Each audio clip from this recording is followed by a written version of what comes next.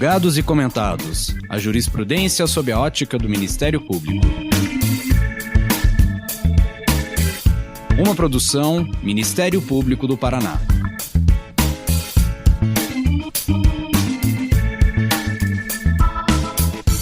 Olá, estamos começando mais um episódio dos Julgados e Comentados.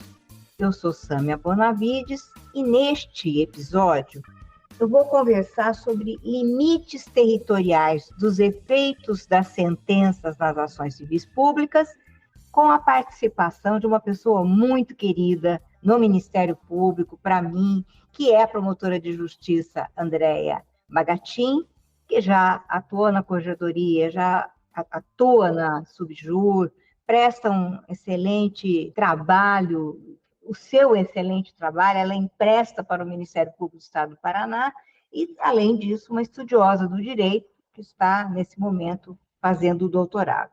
Em nosso regime jurídico, o Instituto das Ações Civis Públicas desempenha um papel relevante para a defesa dos direitos difusos e coletivos. Essas ações são instrumentos muito úteis, permitindo ao Ministério Público, como defensor dos interesses coletivos, buscar a reparação de danos ambientais, por exemplo, consumeristas, patrimoniais, sociais, além de promover a igualdade e a justiça social por meio da realização de muitos direitos sociais e direitos fundamentais, né? Além que, por meio dessas ações, se pode fazer um trabalho estruturante de muitas atividades públicas ou privadas. Dados do Cadastro Nacional de Ações Coletivas, o CACOL, do Conselho Nacional de Justiça, apontam que, dentre os legitimados para propor ações civis públicas, os Ministérios Públicos Estaduais e o Federal são os principais autores, com quase 60% dessa espécie de ações.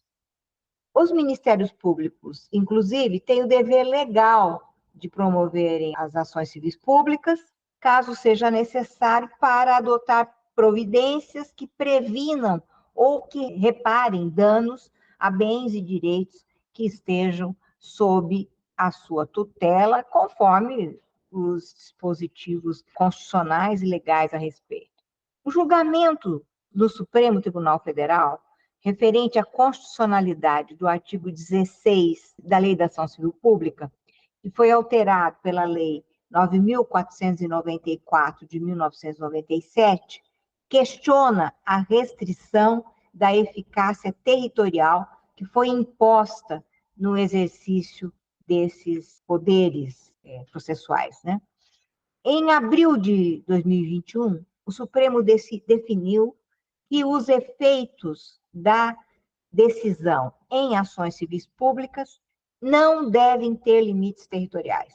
Caso contrário, isso significaria restrição ao acesso à justiça e violação ao princípio da igualdade. Mas há críticos da decisão que apontam que a sentença proferida em sede de ação civil pública deveria, sim, respeitar os limites territoriais do órgão prolator da sentença, sob o risco de se aplicar uma mesma regra para regiões distintas no país, com diferentes realidades econômicas e regulatórias, causando dessa forma a insegurança para o ambiente de negócios.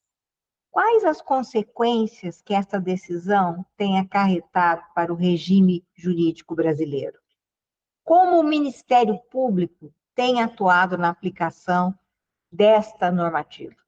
As divergências doutrinárias, a jurisprudência e o debate sobre a formação de precedentes serão tema deste episódio. Andréia, seja muito bem-vinda. Olá, doutora Sâmia, é um prazer participar dessa edição dos Julgados e Comentados. Agradeço imensamente os elogios que me foram dirigidos, mesmo sabendo que não mereço nem a metade deles, né? Mas, mais uma vez, agradeço imensamente o convite para participar dessa edição dos Julgados e Comentados. Bom, para quem não me conhece, eu me chamo Andréia Cristina Bagatim, sou promotora de justiça no Paraná há quase 15 anos, como a doutora Sâmia já comentou, passei por alguns locais, né, no Ministério Público, depois das andanças pelo interior.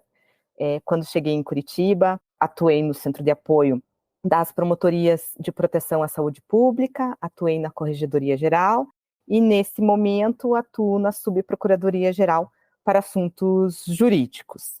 Do ponto de vista acadêmico, eu sou mestre e atualmente doutoranda na Universidade de São Paulo e, recentemente, tive o prazer e a honra de lançar a 3ª edição dos comentários à Lei de Ação Civil Pública, que escrevi ao lado de, além de grandes professores, amigos, que são o professor Egon Bockmann Moreira, o professor Sérgio Arenhart e a professora Marcela Ferraro. Então, quando recebi o convite, não tive como dizer não, verdadeiramente, porque esse é um dos temas que nos é muito caro nessa obra, que a gente vem atualizando ao longo do tempo, e a cada nova edição que sai é mais um tijolinho que a gente tem que colocar nessa construção acerca do artigo 16 da Lei de Ação Civil Pública.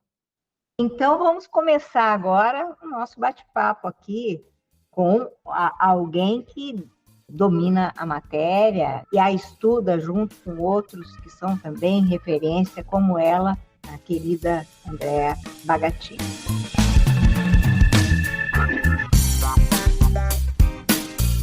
Andréa, o debate desse julgado do Supremo passa por uma compreensão crítica da extensão e limites da aplicação do Instituto da Ação Civil Pública. Inspirada na class action americana, a ação civil pública ela é um tipo de ação constitucional utilizada para a proteção de interesses difusos e coletivos. A criação dela vem lá de 1985, da Lei 7.347, possuindo bases na Lei da Ação Popular de 1965, na qual se iniciou um processo de construção legislativa e jurisprudencial que, obviamente, se intensificou a partir da Constituição de 1988 para garantir maior efetividade ao sistema protetivo de direitos difusos e coletivos. Portanto, eu pediria a você para explicar um pouquinho mais para quem está nos ouvindo e acompanhando, né, as origens dessa norma e as principais críticas doutrinárias atribuídas a ela, né, em especial sobre a eficácia erga omnes. Bom, para entender, né, o movimento, vamos dizer assim, de construção das ações coletivas, não só no Brasil, mas eu diria em nível até global, eu acredito que a figura mais didática seria a gente pensar num pêndulo. Quando a gente pensa nas ações coletivas na década de 70, né, mesmo a década de 60 ali, início das ações populares, década de 70, o que a gente percebe? Há ali um diagnóstico da necessidade de que se construam soluções processuais que deem conta de uma realidade diferente que o processo individual até então não dava mais conta. E essa realidade diferente, o que era? Era, de um lado, os litígios de massa, um grande número de pessoas demandando uma única pessoa, vide, né, por exemplo, o caso de litígios consumeristas, mas também a detecção que existiriam bens, para usar a expressão clássica de que pertencem a todos e não pertencem a ninguém, e que demandariam algum tipo de tutela, tal qual os bens relacionados à proteção ambiental. Então, eu diria que a década de 60, a década de 70 é esse primeiro momento, um momento de diagnóstico de que algum outro tipo de demanda judicial, outro tipo de processo a gente precisa construir para dar conta dessa nova realidade. A década de 80 é o momento em que surgem, então, esses remédios processuais. E é nesse contexto que surge a Lei de Ação Civil Pública. Ou seja, é uma lei que vem nos apresentar um novo tipo de processo, um tipo de processo que traz consigo a promessa de que esses direitos diferentes vão poder ser tutelados. Na década de 90, então, portanto, tem um momento de diagnóstico, um primeiro movimento desse pêndulo, que é no sentido de, ok, reconheço que preciso desse tipo de um tipo diferente de processo. Esse pêndulo que partiu do ponto em que eu não tinha um processo especial, ele balança e vai para o outro extremo, que é, bom, agora que eu tenho essa modalidade de processo diferenciada, eu vou começar a utilizá-la. É claro que isso foi muito, não diria incentivado, mas muito permitido, por assim dizer, pela extensão do nosso texto constitucional, que veio em 1988, e o reconhecimento de uma série de direitos, inclusive difusos e coletivos, que até então não tinham o reconhecimento da necessidade de tutela jurídica. Então, a gente tinha um momento em que eu não tinha nenhum tipo de processo, passo por um momento em que eu crio esse tipo de processo e chego ao outro ponto do pêndulo em que eu começo, de fato, a usar esses processos. E, quando eu começo a usar esses processos, eu começo a verificar um número bastante significativo do ajuizamento dessa modalidade de processos. A atual redação do artigo 16, ela vem na esteira, nesse ponto do pêndulo, por assim dizer. O que eu quero dizer com isso? O artigo 16, que a gente debate tanto e que é objeto de tantos estudos e tantas críticas, ele foi introduzido na Lei de Ação Civil Pública pela Lei 9494 de 97. Essa lei, por sua vez, ela tem origem numa medida provisória, que é 1570, né, 1570, cujo objetivo da medida provisória, depois transformada em lei, era, podemos dizer assim, basicamente restringir as decisões de antecipação de tutela que pudessem vir a ser deferidas contra o poder público, né? 1997, ano da privatização da Companhia Vale do Rio Doce, momento em que se identificou uma proliferação de ações, não só coletivas, mas muitas coletivas, visando a discutir o processo de privatização da Companhia Vale do Rio Doce. Então, é nesse contexto que o artigo 16, na redação em que ele é discutido, surge, né? Mas desde o nascedouro, esse artigo 16, ele é alvo de crítica da doutrina especializada. Evidentemente que não há uma unanimidade, mas uma boa parte da doutrina critica essa redação dada ao artigo 16, desde o momento inicial. E eu acredito que a gente poderia dividir essas críticas todas em pelo menos 3 grandes grupos, né? O primeiro, e talvez o mais evidente deles, envolveria o quanto esse artigo 16 acaba por excluir as vantagens que são derivadas de eu ter uma ação coletiva. Quando eu estava lá na década de 70, pensando que eu precisava de um tipo de processo que desse conta de demandas massificadas, por exemplo, o que eu queria garantir? Eu queria garantir que com um processo só eu conseguisse resolver uma demanda que atingia uma multiplicidade de pessoas e, por meio dessa ação, portanto, coletiva, eu conseguiria atingir isso de um modo econômico, portanto, tutelaria a economia processual, eu não teria decisões contraditórias, todo mundo na mesma situação receberia o mesmo tratamento jurídico, e, como consequência dessa possibilidade de tratar todos da mesma forma, de não ter as eventuais decisões contraditórias, eu também estaria tutelando a isonomia. Quando vem o artigo 16, e o que o artigo 16 faz com a redação dada pela Lei 9494? Ele vem a dizer que a eficácia da decisão vai se restringir à competência do juízo prolator daquela decisão. Eu estou dizendo, juiz, você pode decidir ação coletiva, mas o efeito da sua decisão só vale na sua comarca. Portanto, a multiplicidade de processos vai persistir, porque o juiz vai decidir a demanda, mas os efeitos daquela decisão vão valer somente para a sua comarca. Portanto, na comarca ao lado, a mesma demanda vai ter de ser proposta. Isso afronta todas as vantagens que se via nas ações coletivas, ou seja, eu reinstalo a necessidade de uma multiplicidade de processos, eu reinstalo o risco de termos decisões contraditórias e eu reinstalo o risco de se afrontar a isonomia, porque, afinal de contas, pode ser que os juízes de comarcas contíguas, para dar um exemplo, não se posicionem da mesma forma em relação a uma mesma questão. Um segundo grupo de críticas a essa disposição envolvem a própria natureza dos direitos difusos e coletivos. só para a gente, né, rememorar, no grande guarda-chuva dos direitos coletivos, nós temos direitos difusos, direitos coletivos em sentido estrito e os direitos individuais homogêneos, para ficarmos na classificação tradicional ali do Código de Defesa do Consumidor. Os direitos difusos e os coletivos em sentido estrito, eles, por característica, são indivisíveis.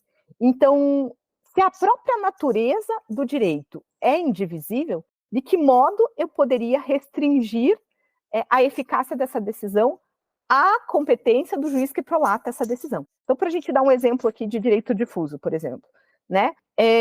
Uma situação de uma poluição em um rio que perpassa mais de uma comarca, né? A decisão do juiz da comarca A valeria apenas para aquele local e, portanto, em tese, a empresa poderia se deslocar para a comarca B, onde não teve o ajuizamento da mesma ação, e lá poluir. Não faz sentido, né, esse tipo de raciocínio. Não é nem admissível, né, esse tipo de raciocínio pela própria natureza do direito que está sendo ali debatido. E o terceiro grande grupo de críticas à redação do artigo 16, tal qual posta pela Lei 9494, envolve a mescla de conceitos processuais que são distintos. O primeiro é que, ao falar da restrição da eficácia da decisão ao território do juiz, ao território abrangido pela competência do juiz prolator da decisão, o artigo 16 fala em coisa julgada. Então, ele confunde coisa julgada com eficácia da decisão e vincula ambos à competência. Só que competência é um tema, um assunto que não está propriamente relacionado com a eficácia dessa decisão, né? A competência é algo que se verifica para saber de antemão se aquele juiz pode ou não pode julgar aquela demanda. Uma vez reconhecido que o juiz detém competência para julgar aquela demanda, a decisão dele deveria ser eficaz em todo o território nacional, né? Basta a gente pegar um exemplo bem singelo de uma decisão judicial em um feito relacionado ao divórcio, por exemplo. Um juiz que decreta um divórcio de um casal em Curitiba, essa decisão judicial, uma vez reconhecida que foi prolatada por um juiz que detém competência para tal, esse casal está divorciado em Curitiba, em São Paulo, no Rio de Janeiro, em Brasília, né? Não faria sentido eu restringir a eficácia dessa decisão somente ao local de competência daquele juízo. Se isso não faz sentido em processos individuais tão singelos, também parece não fazer sentido em ações coletivas, especialmente quando a gente menciona as situações dos direitos difusos, que, tal como eu mencionei, por natureza, são indivisíveis.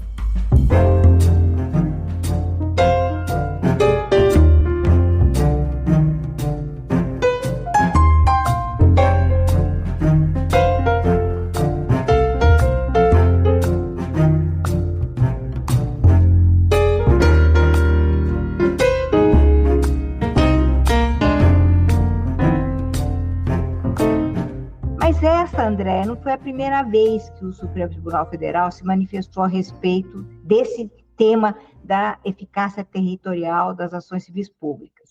Em pelo menos outras 3 ocasiões, isso também já foi tratado. Quais foram as demais abordagens e o que mudou no posicionamento último do Supremo? Bom, então, eu acho importante, nesse caso, além de a gente apreciar ou levar em consideração as decisões do Supremo, também considerar as decisões e os posicionamentos do STJ, porque eu acho que eles, em alguma medida, se conversam. Mas, iniciando pela primeira decisão do Supremo acerca dessa temática. Como eu havia mencionado, essa Lei 9494, ela teve origem numa medida provisória, na medida provisória 1570. E houve a propositura de uma ADI em relação a essa medida provisória, né?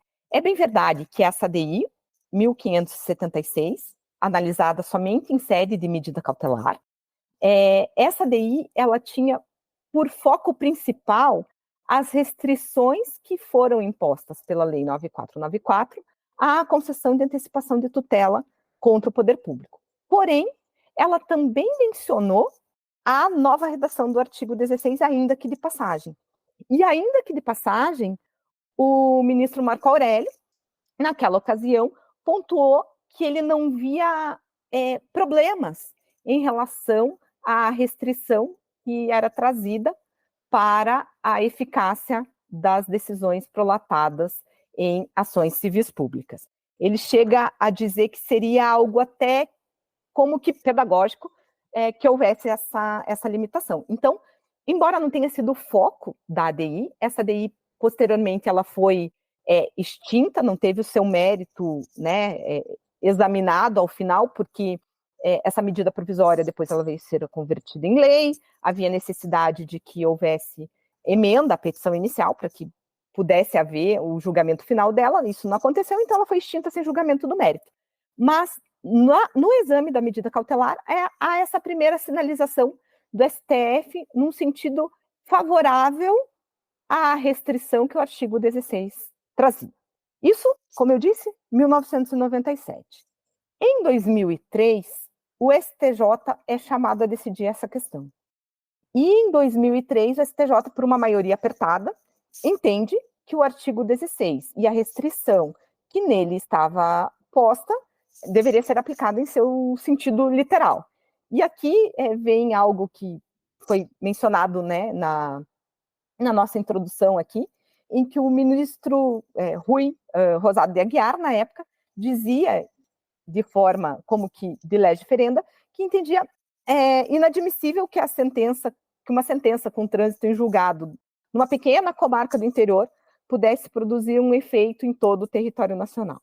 Com esse argumento mais de impacto e menos de uma análise jurídica propriamente do artigo 16 e dos conceitos processuais de competência, eficácia, coisa julgada, o STJ, portanto, em 2003, mantém a restrição que continha o artigo 16. Em 2011, o STJ entende necessário revisitar essa jurisprudência de 2003 e entende que a evolução das ações coletivas no país, a evolução do processo coletivo estava a exigir uma releitura do artigo 16. Em sede de recursos repetitivos, ele acaba por alterar, de alguma forma, aquele posicionamento de 2003. Não era propriamente um debate sobre o artigo 16, mas sobre os efeitos desse artigo 16 nas execuções e nos pedidos de liquidação. Havia uma sentença em ação coletiva que garantia aos poupadores a restituição dos expurgos inflacionários. Essa ação tinha sido proposta, inclusive, aqui em Curitiba, contra o Banestado, o Banco do Estado do Paraná, na época, e se discutia onde deveria ser feita a execução, né? Se era possível que essa decisão, por assim dizer, extrapolasse seus efeitos para além da comarca e pudesse ser executada em qualquer local, e foi essa tese que foi fixada pelo STJ. Para ele chegar nessa tese, ele passa pelo artigo 16 e diz que não era viável a restrição da eficácia da coisa julgada a partir do território, que você pode ter uma restrição da eficácia da decisão em razão das partes, portanto, uma restrição da eficácia subjetiva, em razão do pedido, uma restrição da eficácia objetiva, mas que uma restrição em razão do território do órgão julgador não deveria prevalecer. Então, nós tínhamos, em 2011, esse posicionamento do STJ. E aí que surge, na sequência, em 2014, a segunda decisão do STF. E essa segunda decisão ela é importante, e ela foi tomada em 2014, no tema 715, porque o STF foi instado a se posicionar se ele via existir ou não existir repercussão geral na questão relacionada à restrição da eficácia territorial das sentenças nas ações civis públicas. E ele disse que não via repercussão geral na matéria, porque compreendia que a questão era infraconstitucional. Então, em 2014, nós estávamos com o problema, em princípio, resolvido. Em que sentido? Nós tínhamos o STJ com uma decisão que havia alterado a jurisprudência até então predominante, dizendo a restrição do artigo 16 não deve ser interpretada de modo literal, tal qual fixado na tese de recursos repetitivos naquela ocasião, e nós tínhamos o STF dizendo em 2014, essa não é uma questão constitucional, quem decide é o STJ, em outras palavras, afinal de contas, se a decisão envolve interpretação de norma infraconstitucional, a interpretação da STJ é a que vai uniformizar o entendimento. Então, em 2014, em princípio, a questão estava resolvida. Eis que em 2018, as coisas se alteram. Ao receber um recurso extraordinário, vindo de decisão do STJ, que tinha aplicado esse seu precedente já, de que o artigo 16 não deveria ser lido nesse sentido da restrição da eficácia territorial das decisões em ações civis públicas, por meio de uma decisão monocrática, o ministro Alexandre de Moraes dá provimento ao recurso extraordinário monocraticamente. E isso gera uma certa confusão, vamos dizer assim. Em que se embasou a decisão do ministro? Naquela decisão monocrática, o ministro Alexandre de Moraes ele acolheu o argumento da reserva de plenário. O que ele estava dizendo? Olha, o STJ, quando está dizendo que o artigo 16 não pode ser aplicado na sua literalidade, ele, na verdade, está dizendo que esse dispositivo é inconstitucional. E para ele dizer que esse dispositivo é inconstitucional, ele precisava instaurar o incidente apropriado, o incidente de arguição de inconstitucionalidade. Como ele não fez, eu estou dando provimento ao recurso extraordinário, monocraticamente, e cassando a decisão do STJ. Claro, se iniciou uma discussão no próprio âmbito do STF em relação a essa decisão, houve agravo contra essa decisão monocrática, o ministro Alexandre de Moraes reviu esse posicionamento, porque quem havia lançado a decisão no âmbito do STJ já tinha sido a Corte Especial, ainda que não no incidente específico. Então, ele depois reviu o posicionamento, entendendo que não era o caso de falar em afronta à reserva de plenário, mas o período em que essa decisão monocrática vigorou, ela chegou a ensejar uma discussão no STJ, em 2019, para se debater se aquela decisão monocrática já representaria o entendimento do STF sobre a matéria, e se o STJ já não teria que rever aquela jurisprudência lá de 2011 que ele vinha aplicando até então. Para resumir a história, o fato é que essa decisão monocrática do ministro Alexandre de Moraes, ela foi objeto de agravo. Em sendo objeto de agravo, houve o reconhecimento da repercussão geral da questão em 2020, e em 2021, o julgamento do tema, do mérito, do tema, pelo Pleno, ocasião em que se reconheceu a inconstitucionalidade do artigo 16. Mas houve todo um périplo jurisprudencial ao longo desse período, e que acho importante a gente ter esse resgate histórico, até mesmo em razão de a gente estar diante de um país que pretende utilizar um sistema de precedentes, Outra resposta muito didática, muito clara, para aqueles que estão acompanhando o raciocínio e que, vamos dizer assim, compreendem um pouco dessa questão relacionada às regras processuais, Realmente, a gente percebeu que o processo civil, ele vem, vamos dizer assim, se desapegando de determinados dogmas, o que permite que, em determinados momentos, aconteça exatamente o que aconteceu no caso. E essas situações, elas efetivamente balançam um pouco, desequilibram um pouco a questão da segurança jurídica.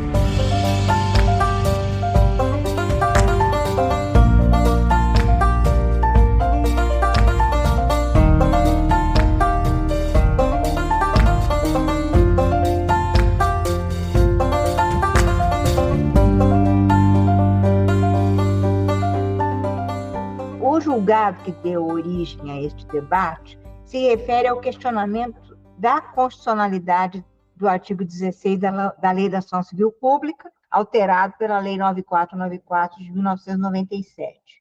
Qual é a causa que deu origem a esse julgado e quais são as suas particularidades, Andréia? Bom, a causa, né, que deu origem a esse julgado, eu diria que é o exemplo clássico de uma ação civil pública de índole coletiva, discutia direitos individuais homogêneos, mas o exemplo clássico pelo qual se criou o Instituto da Ação Civil Pública, né? Ele envolvia uma demanda que foi ajuizada pelo IDEC, pelo Instituto de Defesa do Consumidor, contra uma diversidade de instituições bancárias. Dentre os réus estavam os 5 maiores bancos do país, mas não eram só eles, eram várias instituições bancárias, e o objetivo do IDEC era propor coletivamente a revisão de algumas cláusulas contratuais nos contratos de financiamento habitacional que esses bancos praticavam.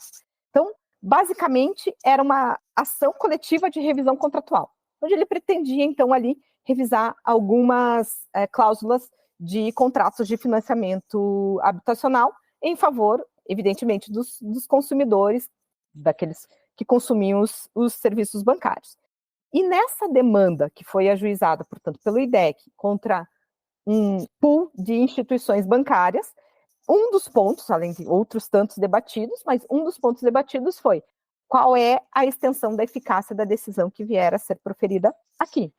O TRF da Terceira Região e o STJ compreendiam que a eficácia dessa decisão não poderia ficar restrita a um âmbito meramente regional, né? Não poderia haver uma limitação territorial da eficácia dessa decisão. E a contra, então, o acórdão do STJ, que reconhece a impossibilidade dessa restrição da eficácia ao âmbito territorial, que é proposto o recurso extraordinário que a gente está debatendo aqui. Quais que foram os argumentos do recurso extraordinário, né? Eu poderia dizer que houve 3 principais argumentos. Um, que a gente já mencionou, que era a questão da reserva de plenário. Se dizia ali, então, que o STJ, ao fim e ao cabo, declarou a inconstitucionalidade do artigo 16 e, portanto, precisaria respeitar a reserva de plenário. Isso foi afastado pelo STF, justamente porque o acórdão já era da Corte Especial, e então se compreendeu que já estava respeitada a reserva de plenário, que era o órgão pleno do STJ.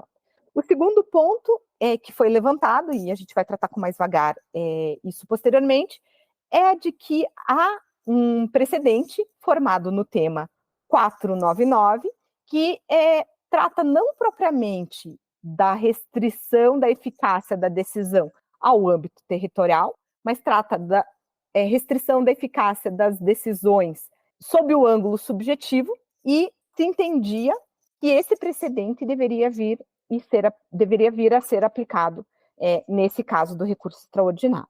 E o terceiro ponto era a divergência com relação àquela sinalização lá do ministro Marco Aurélio, em 1997, na ADI 1576, em que ele indicou não ver maiores problemas de constitucionalidade em relação ao artigo 16, mas isso, como eu mencionei, feito de passagem.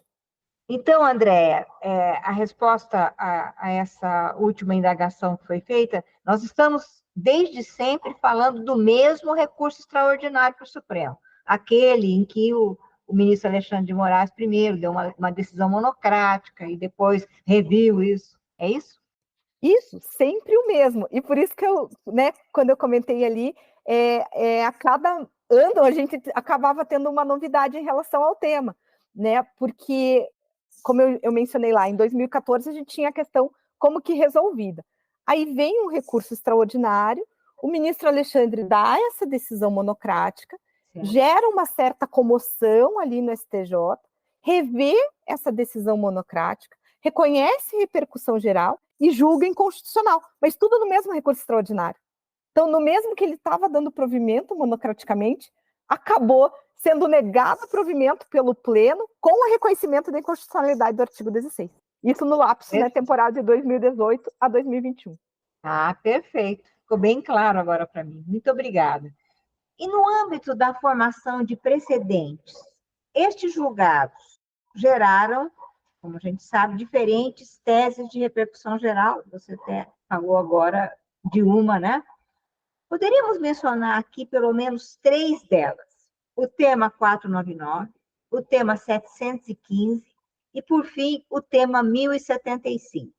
Poderia falar a respeito desses temas e qual a relação entre eles? Eu acho que talvez o que a gente pudesse, né, como a gente pudesse resumir os debates sobre o artigo 16, é essa variabilidade da jurisprudência e que acaba tocando no nosso sistema de precedentes, né?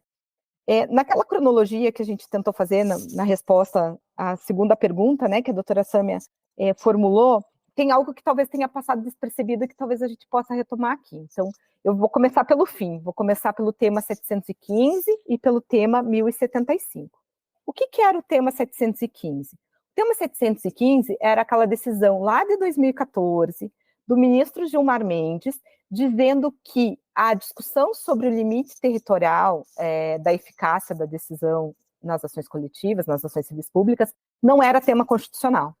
Então, em 2014, ele diz, essa questão é uma questão de interpretação infraconstitucional, não é tema constitucional, eu não reconheço repercussão geral. Então, essa foi a decisão em 2014. Em 2020, no âmbito desse recurso extraordinário que a gente está debatendo aqui, do mesmo recurso extraordinário, ao reconhecimento da repercussão geral. Então, em 2020, ao reconhecimento da repercussão geral pelo próprio Supremo. É claro que, num sistema de precedentes, há a evolução da jurisprudência, há a evolução dos fatos, e as decisões podem vir a ser superadas. Então, o STF não estava impedido de superar o entendimento que tinha firmado lá em 2014. Mas em um sistema de precedentes, era de se esperar que ele contasse isso ao reconhecer a repercussão geral. Ou seja, que ele dissesse, lá em 2020, quando reconheceu a repercussão geral, nesse recurso extraordinário, né, que gera o julgamento que a gente está debatendo aqui, que ele dissesse, estou superando a jurisprudência de 2014. E ele não fala isso. Então, ele como que pega, inclusive, os estudiosos de surpresa, né? Porque ninguém imaginava que seria reconhecida a repercussão geral agora, 6 anos antes, se tinha dito que a repercussão geral não tinha sido, não era o caso de se reconhecer a repercussão geral. Então, esse é o primeiro ponto, assim, que a gente toca nessa discussão com a questão relacionada ao sistema de precedentes. E o segundo ponto que a gente pode, né, trazer para debate, que foi mencionado na pergunta, envolve o tema 499. O que foi decidido no tema 499? Bom, o tema 499, ele teve a repercussão geral dele reconhecida em 2011. Em 2017, ele foi julgado, e ele estava julgando o quê, né? Qual era a questão jurídica que estava em jogo? Era a definição dos limites subjetivos da coisa julgada, referente a ações coletivas propostas por entidades associativas de caráter civil. Como que a gente pode traduzir, né, essa tese do Supremo? O Supremo queria definir se, numa ação ordinária, coletiva, mas que segue o rito ordinário, portanto, não uma ação civil pública, como ele definiria quem seriam as pessoas beneficiadas pela futura decisão. Ou seja, quem seriam as pessoas que uma entidade associativa poderia substituir e, portanto, quem seriam as pessoas que aquela decisão poderia beneficiar. Então, o que estava em debate ali era o limite subjetivo da demanda. Se uma demanda é proposta por uma associação que tem lá X filiados e ela está propondo essa associação em substituição desses filiados, qual é o limite da eficácia dessa decisão, mas do ponto de vista subjetivo? Quais filiados podem ou não podem ser beneficiados por essa decisão em uma ação, como eu disse, sob rito ordinário?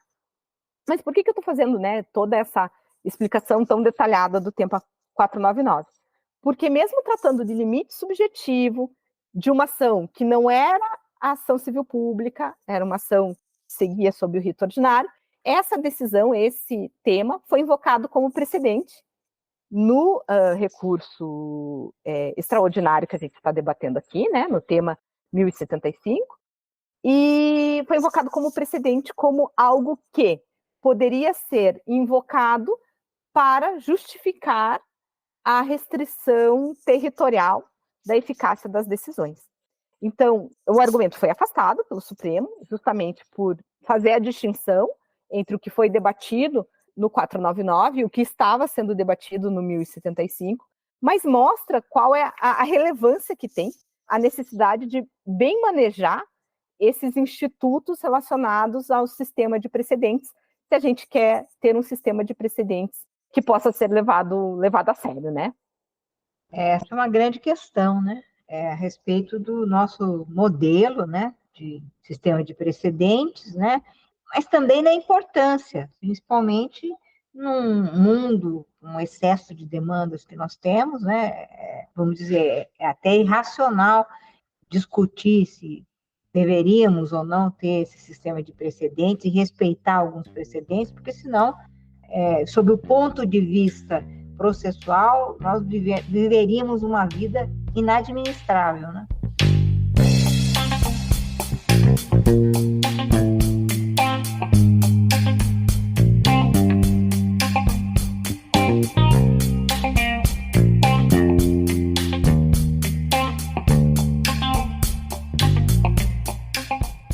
Bom, além do julgado referente aos limites territoriais da ação civil pública, temos outras relevantes ações que são correlatas ao tema das ações civis públicas, já debatidas no âmbito tanto do STJ quanto do Supremo Tribunal Federal, tais como suspensão de ações individuais, quando existem ações coletivas sobre o mesmo tema, possibilidade de ações civis representarem em ações civis públicas interesses coletivos para além dos seus associados. Então, Andréia, quais as repercussões destas decisões para a atuação do Ministério Público na proteção dos direitos difusos e coletivos? Para responder essa pergunta, eu vou retomar aquela imagem do pêndulo lá da resposta da primeira pergunta, né?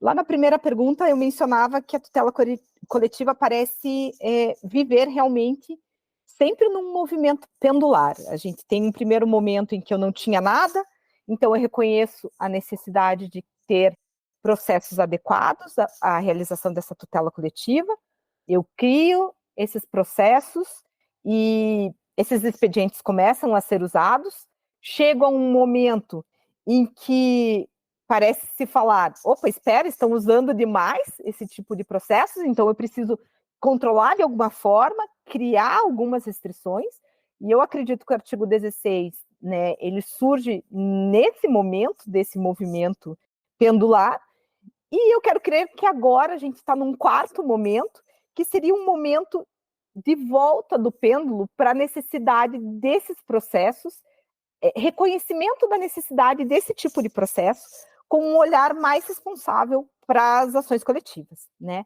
Essas decisões que foram mencionadas, e se as ações coletivas elas forem bem postas, envolvendo não só tutela de direitos difusos e coletivos, que por outros meios, né, não se realizariam, mas também vendo as ações coletivas como meio de acesso à justiça e como meio, como a doutora pontuou, né, ao comentar a minha última resposta, de evitar a multiplicidade de processo, reprodução de processos idênticos, assim como o sistema de precedentes é algo que funciona nesse sentido. Eu acredito que as ações coletivas, elas, se bem postas, se utilizadas de forma responsável, elas servem para essa mesma finalidade. Eu acredito que a gente pode mencionar ou dizer que a gente estaria nesse quarto momento, em um momento em que eu tenho que olhar para as ações coletivas de uma forma a reconhecer o seu valor, a reconhecer que elas prestam um grande serviço para o sistema processual brasileiro, mas elas precisam ser bem postas e, ao mesmo tempo, precisa-se delas extrair toda a potencialidade que elas têm.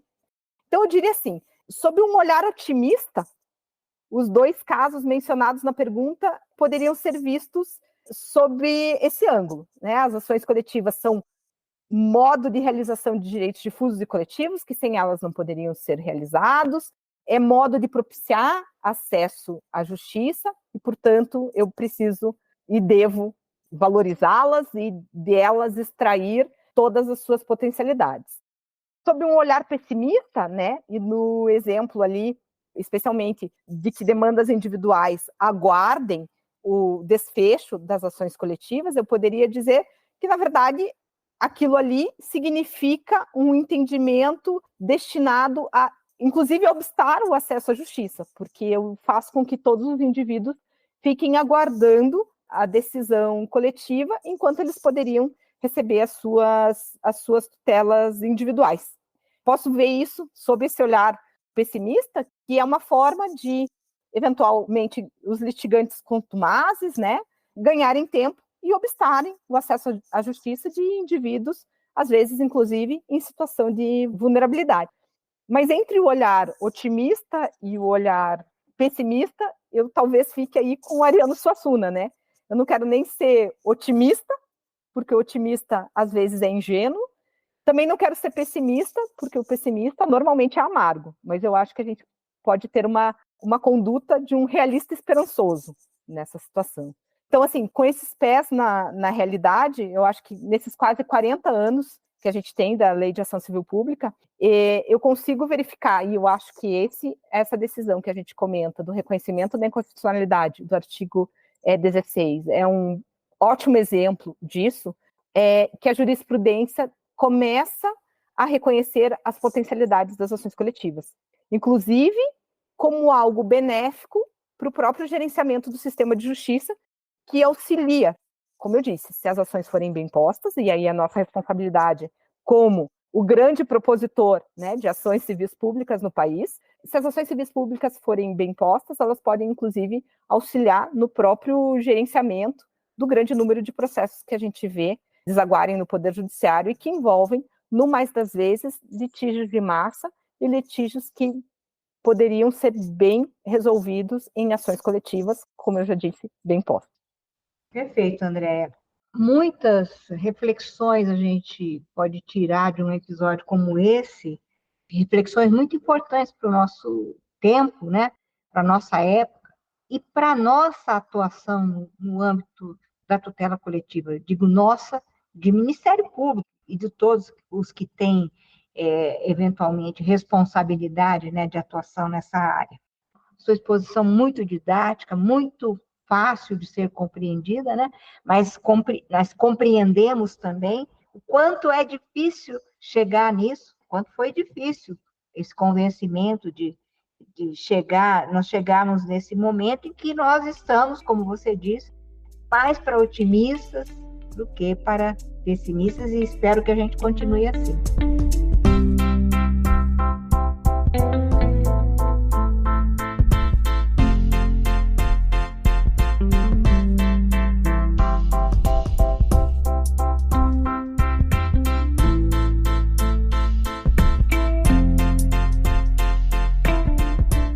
Quero agradecer muito você, Andréa Cristina Bagatin, promotora de Justiça do Ministério Público do Paraná, pela participação neste episódio. E agora você tem aí um tempinho para você se despedir, complementar, fazer o que você quiser.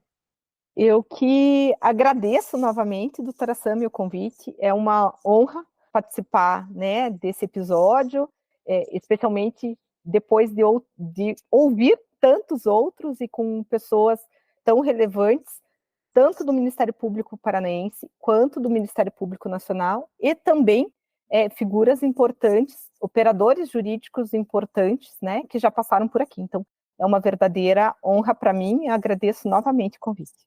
Então, não se esqueça, você que nos acompanhou até aqui, de se inscrever em nossas redes sociais, assinar nosso podcast no aplicativo de sua preferência, e também você pode participar da elaboração dos julgados e comentados para sugerir um tema, encaminhar dúvidas ou comentários aqui no e-mail julgados.mppr.mp.br ou pelas nossas redes sociais. Muito obrigada e até a próxima. Uma produção Ministério Público do Paraná.